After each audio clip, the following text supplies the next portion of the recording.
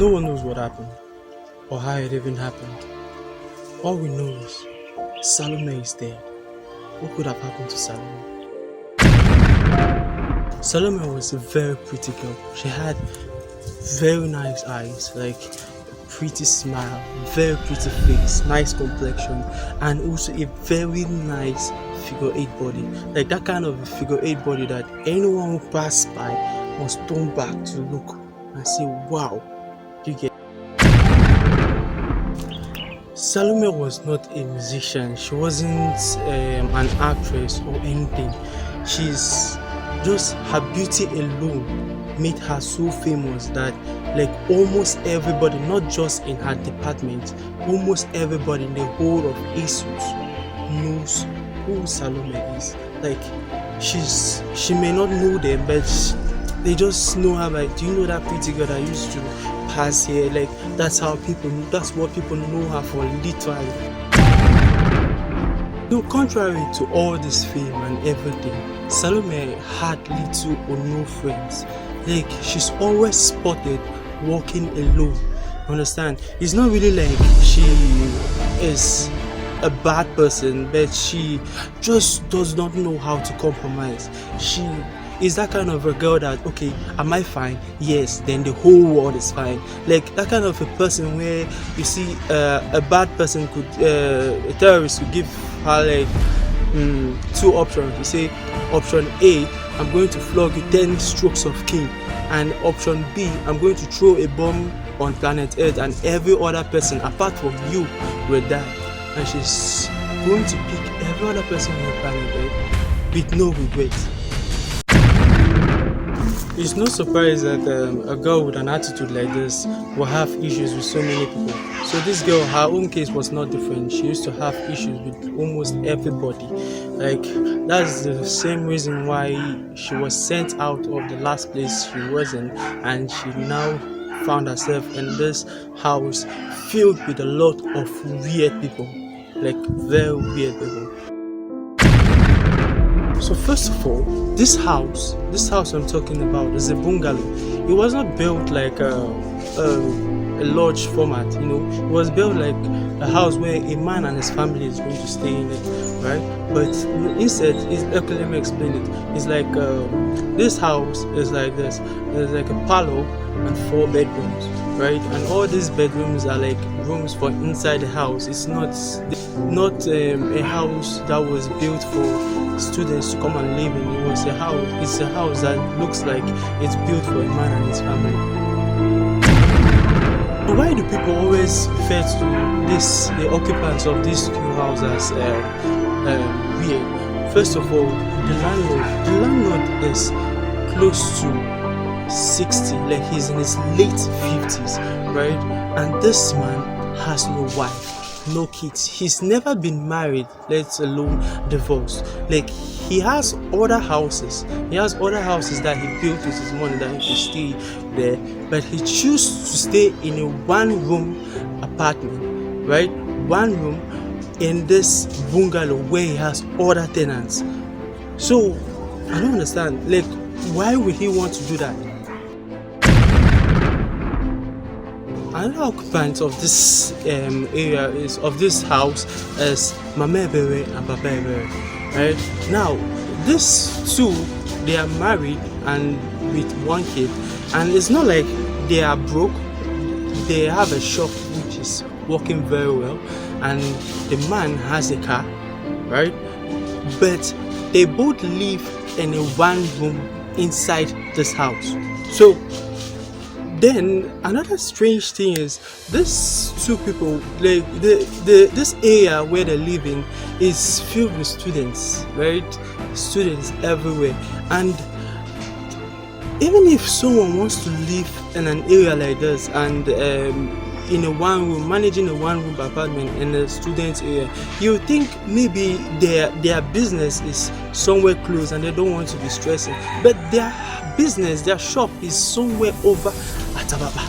Like this guy has to transport himself with huge amount of money. Like even if his car, like when his car is broken, like he transports himself every single day to that place and comes right back. just like that, like every single time. Like no one knows the reason for this decision, but like I said, weird. Then the other person in this house is Michael. Michael's character, Michael is both a nerd and a bad guy all at once. Like he's surprisingly good at all he does. He's a law student in his final year and also a musician. He has a guitar and everything. So he wears very good clothes, like good clothes for a rock star and all that kind of a thing, and has long hair and sometimes tattoos and everything. But he doesn't act like that. He acts like a nerd. Like he's always inside studying. Like he's mixing these two lives together, right? Then another funny thing about Michael is that every single part of him, like every single item he has his name written on it boldly, like unremovable. Like every single item he has, like right down to his spoon, he has his name written down clearly on it. So ever since Salome came here, she's been having issues with literally everyone, just like she used to have in her old house. Apart from Michael, she's always been good with Michael. Like it seems like Michael has been the only one tolerating her. So they've always been good. They laugh, they play, they cook for each other and all that kind of fun stuff and stories too.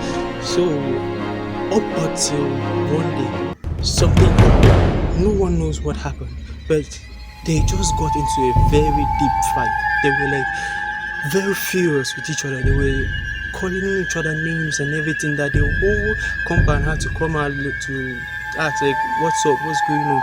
So one thing we could hear so loudly was Michael saying this to Salome. He was like, if you want to be me, if you want to know who I am and what I can do, try it. And everyone was like, try what? What?